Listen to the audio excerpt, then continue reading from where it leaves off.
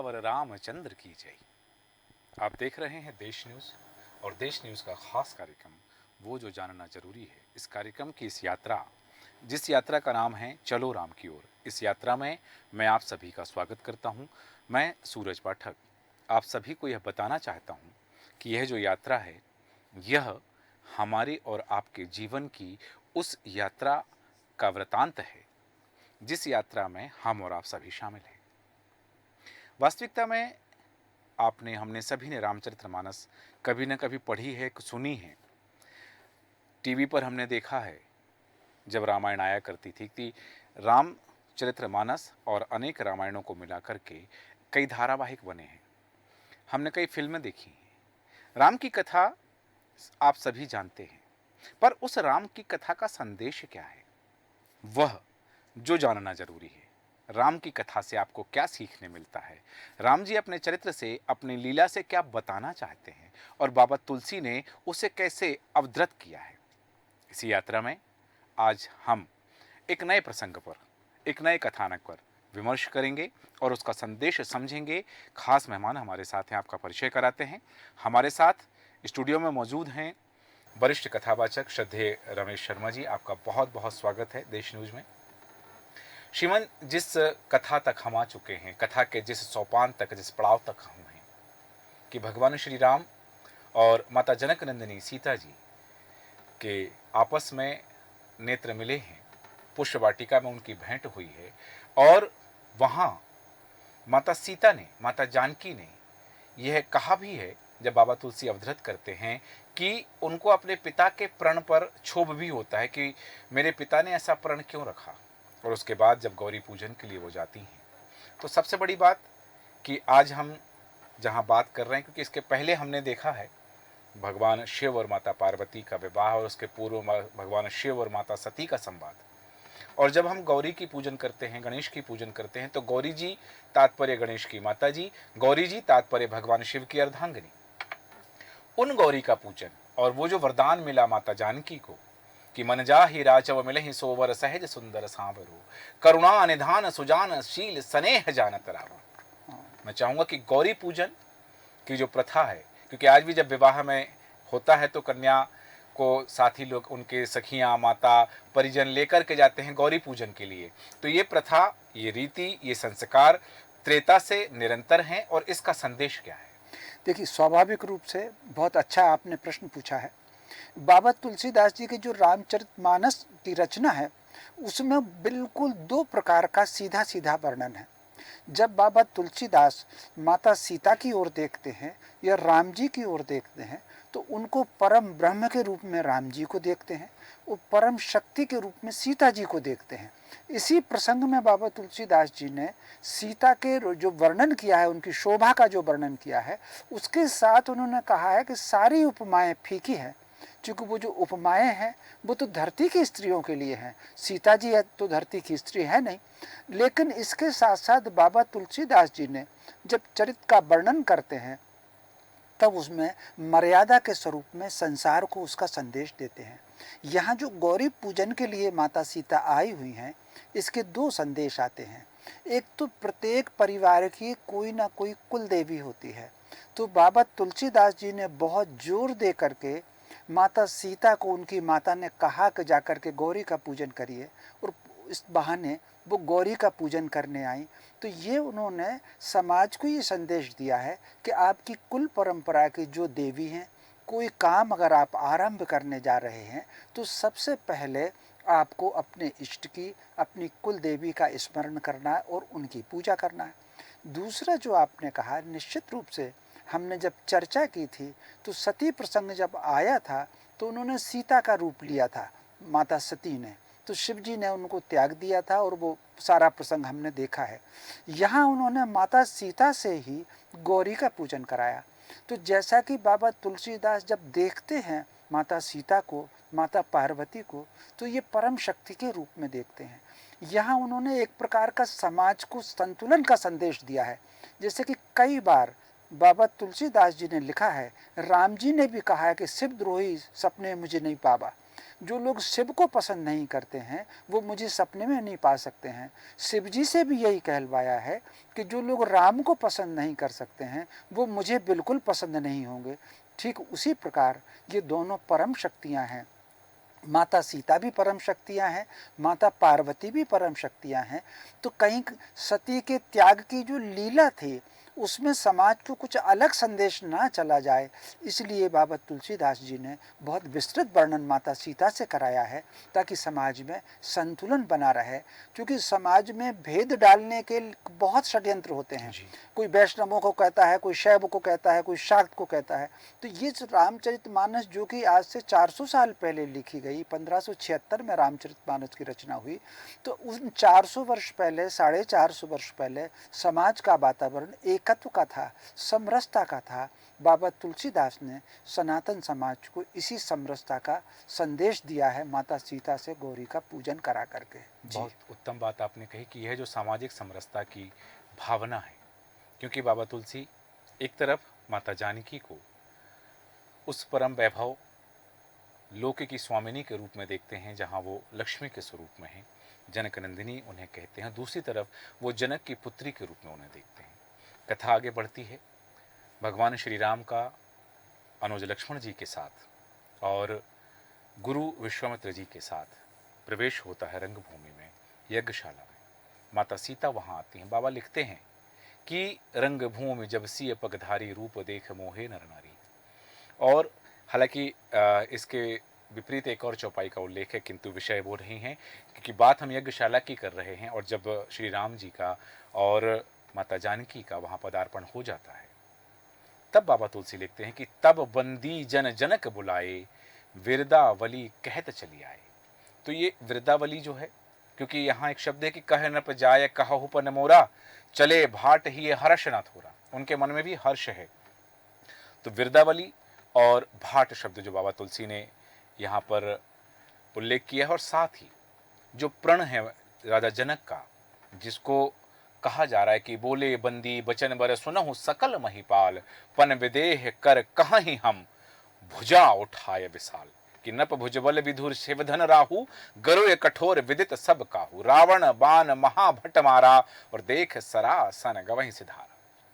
तो सोई पुरार को दंड कठोरा, राज समाज आज जोई तोरा। तो ये धनुष खंड की जो प्रण है, क्योंकि इसी प्रण के लिए सीता जी ने कहा था जब राम जी से उनकी भेंट हुई थी, राम जी के दर्शन हुए थे, कि मेरे पिता ने जो प्रण किया उसके लिए मुझे क्षोभ है। और यह जो प्रण है कि शिव का धनुष, जिसे पिनाक भी कहा गया है, तो इस धनुष को खंड करके ही कुमारी का विवाह होगा। ये प्रण क्यों? और ये विरदावली और भाट का जो शब्द, मैं चाहूंगा कि हमारे दर्शकों को इसका आशय भली भांति और विस्तृत रूप से आप समझेंगे। स्वाभाविक रूप से यहाँ पर ये तीनों वर्ण जो आपने कहे हैं जी, सबसे पहले तो राम जी सभा भवन में आए जी, और उसके बाद सीता, माता सीता सभा भवन में आई। तो वो जो प्रतिक्रिया है, कई बार ऐसा लगता है कि बाबा तुलसीदास जी पर अतिरिक्त कोई प्रज्ञा काम करती है। यहाँ भी जब उन्होंने राम जी के रूप का और उनकी शोभा का वर्णन किया है, वो एक प्रकार से अलौकिक वर्णन किया है। तो जब भी बाबा तुलसीदास राम जी की ओर देखते हैं, उनमें वो परम ब्रह्म का स्वरूप ही देखते हैं। और थोड़ा सा वर्णन करने के बाद जब वो लौटते हैं तो उनकी लीला का संदेश वो समाज को देते हैं। उन्होंने ये इसका पूरा वर्णन इतने मनोवैज्ञानिक ढंग से बाबा तुलसीदास ने किया है, बहुत अद्भुत किया है। कई बार लगता है कि मनुष्य का जो मनोविज्ञान, जिस प्रकार के विचार मन में उठते हैं, बाबा तुलसीदास 450 वर्ष पहले इस रचना को रच गए हैं। तो क्या उस समय भी मानव स्वभाव इसी तरीके से विविध रहा? तो चूंकि उस सभा में जैसे ही राम जी प्रविष्ट हुए हैं सभा में, तो 3 प्रकार के विचार लोगों के मन में आए और लोगों ने परस्पर चर्चा की। कुछ लोग थे जिन्होंने राम जी के रूप स्वरूप और शोभा का सात्विक स्वरूप जाना और मन ही मन उनको लगा कि सीता जी इनके ही योग्य हैं। लेकिन कुछ लोगों को ये लगा, उनको ईर्ष्या हुई, नकारात्मक भाव आया।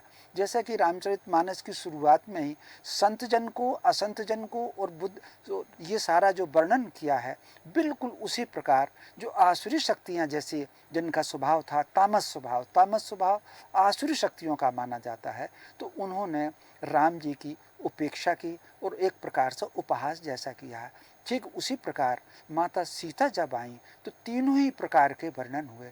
माता सीता का बाबा तुलसीदास जी ने जो रूप है उसको मानवीय रूप का भी वर्णन किया और उनके अलौकिक रूप का भी वर्णन किया।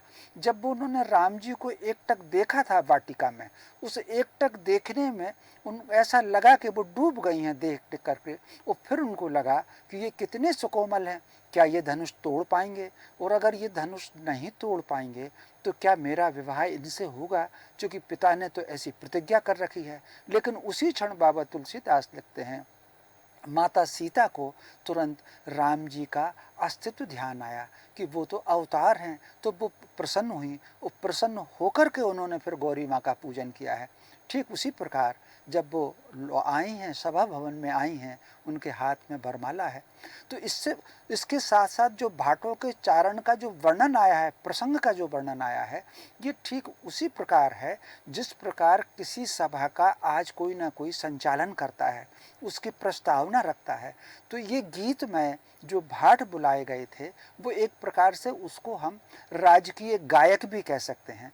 तो उन्होंने आकर के इस सभा का पूरा वर्णन किया है और उसमें उन्होंने कवित्व में ये वर्णन किया है कि ये सभा किस हेतु बुलाई गई है। उन्होंने कहा कि ये सभा माता सीता के वर की खोज के लिए बुलाई गई है। ये धनुष जो वर रखा हुआ है, जो भी इसको तोड़ेगा वो उस माता सीता उससे ब्याह जाएंगी। धनुष कितना कठोर है इसका वर्णन भी उन भाटों ने किया है कि ये कौन कौन इसको नहीं उठा सकता, कौन कौन लोग, रावण जैसे लोग भी इसको केवल देख कर के चले गए हैं। ये इतना भारी है, इतना प्रबल है, इसको कौन उठा पाएगा। वो सारा का सारा वर्णन उन भाटों ने किया है। सभा के आयोजन का वर्णन किया और फिर उन्हीं भाटों ने कहा कि आइए अब राजा की अनुमति से आप इसको उठाइए और सीता का वर लीजिए। इस बीच में सीता जी की पूरी दृष्टि राम जी पर ही रही, राम जी की भी दृष्टि माता सीता पर रही, क्योंकि दोनों लीला के लिए संसार में आए हैं। बाकी दोनों का अस्तित्व एक दूसरे से बिल्कुल नहीं है, दोनों एक दूसरे के पूरक हैं। जी, बहुत उत्तम बात आपने कही कि दोनों एक दूसरे के पूरक हैं और वह लीला में हैं और लीला कर रहे हैं। यहाँ जैसे ही घोषणा होती है राजा की आज्ञा से, जनकराज की आज्ञा से, धनुष यज्ञ का रंगभूमि में वह पराक्रम प्रारंभ होता है। कई राजा आते हैं, अपना अपना बल आजमा कर चले जाते हैं। जैसा आपने कहा भी कि भाटों ने कहा है, बंदियों ने कहा कि रावण और बाणासुर जैसे योद्धा आकर के इसे प्रणाम करके, देख करके, छू कर चले गए।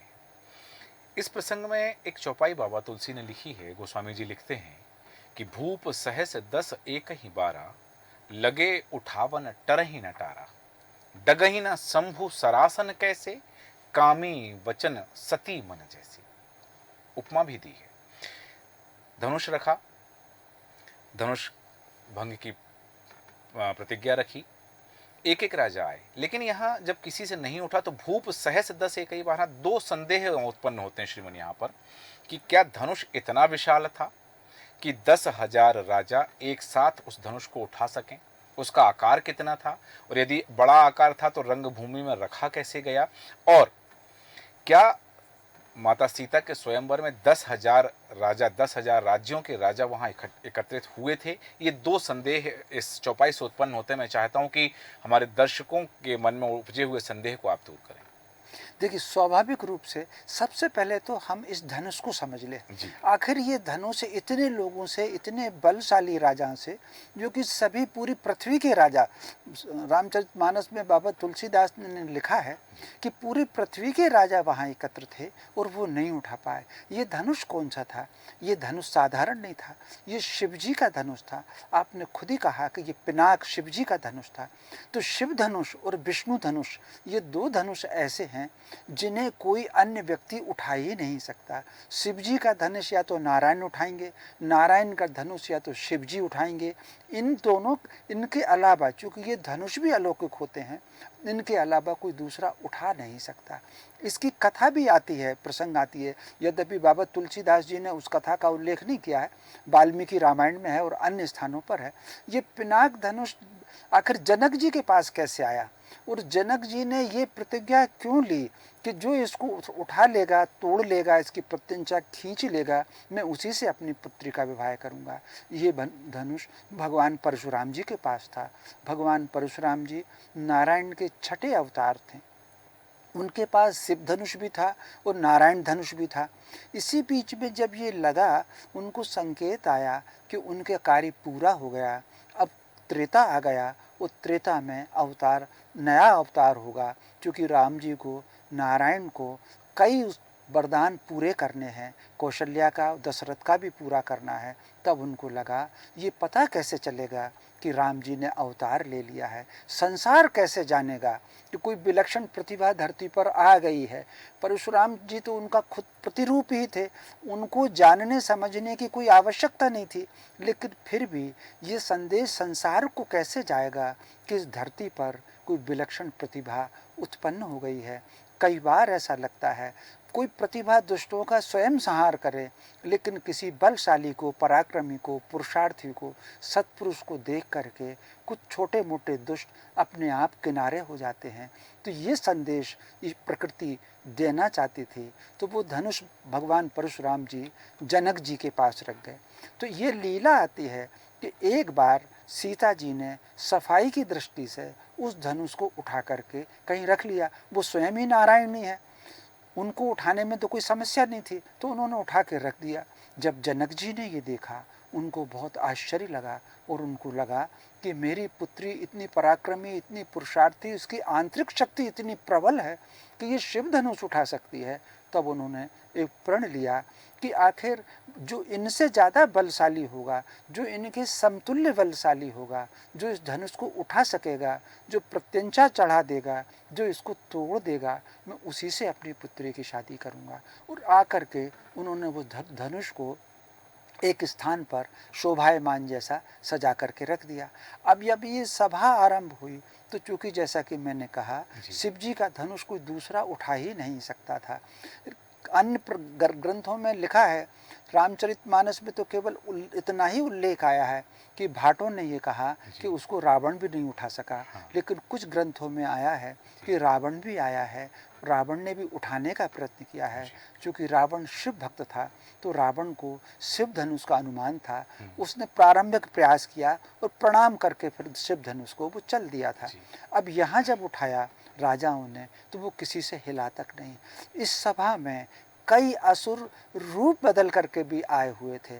तो जब ये उठाने लगे, तो उन सारे असुरों के पास ये शक्ति होती है कि वो दृश्यमान देह में भी होते हैं, अदृश्यमान में भी देह होते हैं, और कई बार वो अपना बल किसी दूसरे को भी दे देते हैं। ये कथा हम आगे चल करके लंका कांड में देखेंगे, युद्ध में, कि कितने योद्धा असुरों के थे जो अदृश्य होकर के उन्होंने दृश्यमान को अपना बल दिया था। ठीक उसी प्रकार बाबा तुलसीदास जी ने इसमें लिखा है कि इसमें असुर भी रूप बदल करके आए हैं, और वो जो रूप बदल करके अधेय के रूप में आए थे, तो उन्होंने अपना बल देहधारियों को दिया। तो इसमें 10 लोगों ने मिलकर के, अन्य ग्रंथों में जो आया है, उन 10 लोगों को 1,000 असुरों ने अपना बल दिया था। इस प्रकार वो संख्या 10,000 मानी गई, और उन 10 लोगों ने मिलकर के धनुष उठाने का प्रयास किया। जो उठ नहीं पाया, तो धनुष को रख करके वो चुपचाप अपने आसनों पर लौट आए। वो सारे के सारे लोग सिर नीचा करके उस सभा में बैठ गए। बहुत उत्तम बात आपने कही कि वो जो 10 भूप सहस 10 एक ही 12 लगे उठावन टरहि न टारा, उसकी जो मीमांसा आपने कही कि जो अदेह निशाचर थे, उन्होंने अपना बल 1,000 लोगों का बल एक एक को दिया, तो वो 10,000 हुआ। बहुत सुंदर मीमांसा आपने की, क्योंकि इसके बाद जो घटनाक्रम आता है कि जब कोई धनुष नहीं उठा पाता, राजा जनक विचलित हो जाते हैं, और वो कहते हैं कि दीप दीप के भूपत नाना, आए सुन हम जो पन ठाना। और इसके बाद में वो यहाँ लिखते हैं, बाबा तुलसी ने एक चीज़ लिखी है यहाँ पे कि लिखाना विधि वैदेही विवाहु, और सच भी है कि तजहु आस निज निज ग्रह जाऊ, लिखाना विधि वैदेही विवाहु। तो जिनका विवाह स्वयं ब्रह्मा ने नहीं लिखा है, उनका विवाह ब्रह्मा कैसे लिख सकते हैं, जो पहले से तय है कि किनके साथ विवाह होना है। लेकिन यहाँ एक बात आती है कि जब राजा जनक ये बात कहते हैं कि मैं जान गया, मैं समझ गया, अब कोई बलशाली नहीं है, तब वहाँ लखनलाल जी का जो क्रोध देखने मिलता है क्योंकि यहाँ बाबा तुलसी ने जो लिखित किया है और वो लिखते हैं कि माखे लखन कुटिल भई भौहें रद पट फरकत नयन सिरोहर कह ना सकत रघुवीर डरे लगे बचन जन बान और नाय राम पद कमल सिरे बोले गिरा प्रमाण। तो ये जो लखनलाल जी का क्रोध था, लखनलाल जी का जो आवेश था, जो आवेग था, क्योंकि उन्होंने जो बात कही है, राजा जनक ने जो बात कही है कि पृथ्वी वीरों से खाली है, मैं जान गया, मैं समझ गया, यहाँ कोई नहीं बलशाली है, और ये जो बात उन्होंने कही है कि पृथ्वी वीरों से खाली, तो इस पर लखनलाल जी का आक्रोश प्रकट होता है। और लखनलाल जी अपने क्रोध में क्या कुछ कहना चाहते हैं? देखिए, स्वाभाविक रूप से यहाँ ये दोनों वर्णन जो आए हैं, जी सबसे पहले जनक जी का संताप। जी निश्चित रूप से जनक जी भी विधेय हैं, वो आत्मज्ञानी हैं, उसके बाद भी ये उनकी भी लीला है या एक पिता का दायित्व है। तो कहीं ना कहीं पुत्री के प्रति जो उनका असीम स्नेह उमड़ा, ये उसका अतिरेक है। उनको लगा कि क्या मेरी पुत्री का विवाह हो नहीं पाएगा, क्या इस धरती पर कोई वीर ऐसा बचा नहीं। उन्होंने इस बात पर भी क्षोभ व्यक्त किया कि मैंने आखिर ये शपथ क्यों उठाई है। अगर चूंकि मैंने अपना शपथ उठा ली है, मैं अपना वचन भंग नहीं करूँगा। अब मैं अपना वचन भंग नहीं करूँगा तब मेरी पुत्री का विवाह कैसे होगा। तब उन्होंने कहा, क्या विधाता ने मेरी पुत्री का विवाह लिखा ही नहीं। तो ये जो उनका क्षोभ था, जिस समय राजा जनक ये बात कह रहे थे, तब लक्ष्मण जी को ये बात ठीक नहीं लगी। उनके मन में आया कि वो इसका प्रतिकार करें, लेकिन अपने बड़े बहुत अच्छा वर्णन बाबा तुलसीदास जी ने संबंधों की मर्यादा का और संबंधों के प्रेम का किया है। एक पिता का विलाप का वर्णन पहले बाबा तुलसीदास जी ने किया है कि अगर पुत्री के विवाह में कोई बाधा आ जाए, कोई विलंब हो जाए, कोई गतिरोध आ जाए, तो पिता कितना बेहल होता है। ये वर्णन बाबा तुलसीदास जी ने किया। ठीक उसी प्रकार कोई सामर्थ्यशाली व्यक्ति कहीं हो और उसके सामने अगर ये कहा जाए कि धरती के वीरों से खाली हो गई, किसी में ऐसी सामर्थ्य नहीं बची, तो उसके मन में किस प्रकार का भाव उत्पन्न होता है, ये लक्ष्मण जी के माध्यम से बाबा तुलसीदास ने वर्णन किया है। लेकिन लक्ष्मण जी अपने बड़े भाई का मान के लिए, गुरु वहाँ पर बैठे थे विश्वामित्र, उनके मान के लिए थोड़ी देर शांत रहे। लेकिन जब बात बहुत आगे बढ़ी और अश्रु जैसे निकलने लगे और जनक अपना संताप व्यक्त करके चुपचाप बैठ गए, तब उन्होंने अपने भाई के पहले चरण स्पर्श किए हैं और चरण स्पर्श करके फिर वो खड़े हुए कि यहाँ पर रघुवंश मैं हूँ, रघुवंशी बल शिरोमणि होते हैं, आप इस धनुष की बात करते हैं, अगर मेरे बड़े भाई मुझे आज्ञा दें तो मैं इस धनुष को उठा करके दौड़ता हुआ चला जाऊंगा। लक्ष्मण जी की ये बात कहना दोनों प्रकार का संदेश है। क्या लखनलाल जी वो धनुष उठा सकते थे? निश्चित रूप से लखनलाल जी, यहाँ दोनों प्रकार का संदेश है। लखनलाल जी शेषावतार हैं, उनके शीश पर तो पूरी धरती का भार है, उस धरती के ऊपर ही वो धनुष था। तो जिसके शीश पर पूरी धरती का भार है, तो लखनलाल जी तो उसको उठा ही सकते थे। तो ये जो उनका आवेश आया कि इसको मैं उठा करके 100 योजन ले जाऊंगा, यदि बड़े भाई मुझे अनुमति दें, ऐसा करके, और ऐसा करके उन्होंने गुरुदेव की तरफ देखा। यहाँ एक दूसरा संदेश और बाबा तुलसीदास जी ने दिया है। तब राम जी ने उनको शांत करके चुपचाप बिठाया। कुछ क्षण सन्नाटा रहा सभा में, और थोड़ी देर बाद फिर विश्वामित्र जी ने राम जी से कहा कि जाकर के धनुष उठाइए। यहाँ पर बाबा तुलसीदास जी ने लिखा है कि मुहूर्त को देख करके उन्होंने राम जी से कहा। तो यहाँ जो समाज को जो संदेश आता है कि जब जो बात मन में आई है, मुंह उठाए तब काम नहीं करना, उचित समय पर उचित काम करना। मुहूर्त भी हर चीज का होता है, हर चीज के लिए एक समय निश्चित है, हर चीज की एक क्रिया निश्चित है। हम तो केवल निमित्त हैं, कर्ता भी कोई है, क्रिया भी कोई है, कर्म भी कोई है, कर्म फल भी हो। तो बाबा तुलसीदास जी ने लिखा है कि मुहूर्त को देख करके फिर कहा विश्वामित्र जी ने कि राम उठो और इस धनुष को चढ़ा करके दिखा दो। फिर विश्वामित्र की यहाँ पर सबसे पहले जब छोटे भाई ने बोलना शुरू किया तो उन्होंने बड़े भाई के चरण स्पर्श करके सिर नभा करके बोलना शुरू किया। और राम भी अगर उठे हैं तो गुरु के आदेश से उठे हैं। तो ये समाज को क्षण क्षण पर, पग पग पर मर्यादा की, संस्कारों की शिक्षा बाबा तुलसीदास जी ने दी है। जी बिल्कुल, बहुत उत्तम बात आपने कही कि संस्कारों की शिक्षा है। और जो आपने कहा, जब बाबा तुलसी उसमें लिखते हैं कि विश्वामित्र जी कहते हैं कि उठाऊ राम भंजहु भव चापा, मैटहु तात जनक परितापा। उसके पीछे भी एक उद्देश्य निहित उसमें बताया है। और लखनलाल जी ने जो बात कही कि तोरों छत्रक दंड जिमी तब प्रताप बलनाथ और जो न करो प्रभु पद शपथ कर न धरो धनुभात।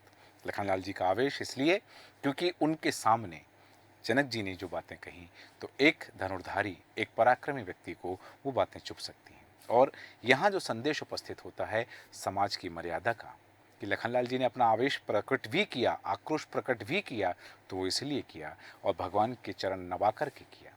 और जिस तरह से संदेश प्रसारित होता है रामचरितमानस का सामाजिक परंपरा में, सामाजिक परिवेश में, कि वह एक एक पल पर, एक एक कथानक पे, एक एक घटना पे हमें बहुत कुछ सीखने मिलता है। कल फिर हम रामचरितमानस के उस प्रसंग का जहां भगवान श्री राम धनुष भंग करते हैं, और जो बात आई है कि मैटहु तात जनक परितापा, जनक का परिताप मिटाने के लिए भगवान श्री राम ने धनुष भंग किया है, और माता जानकी जनक नंदिनी दुलारी वरमाला लेकर के आई हैं, और भगवान श्री राम और माता जानकी की जो वरमाला की कथा है वो क्या संदेश और क्या शिक्षा देती, कल हम जानेंगे। आपका बहुत धन्यवाद हमारे कार्यक्रम में आने के लिए, हमारे दर्शकों को सारगर्भित जानकारी देने के लिए बहुत बहुत आभार आपका। और जिस तरह से रामचरितमानस की यह यात्रा है चलो राम की ओर, हम भगवान श्री राम की उस लीला से सीख रहे हैं कि समाज में कैसे रहना है, समाज में किन किन मानकों पर हमें कैसे खरे उतरना है, किसकी आज्ञा का पालन करना है, किसकी बात मानना है, और कुछ करने से पहले हमें क्या करना है, ये सिखाती है हमें रामचरितमानस। हमें निज धर्म पर चलना सिखाती रोज रामायण। हम रोज रामायण से, रामचरितमानस से कुछ सीखते हैं, कल भी सीखेंगे। आप बने रहें देश न्यूज़ के साथ। नमस्कार, जय सिया राम।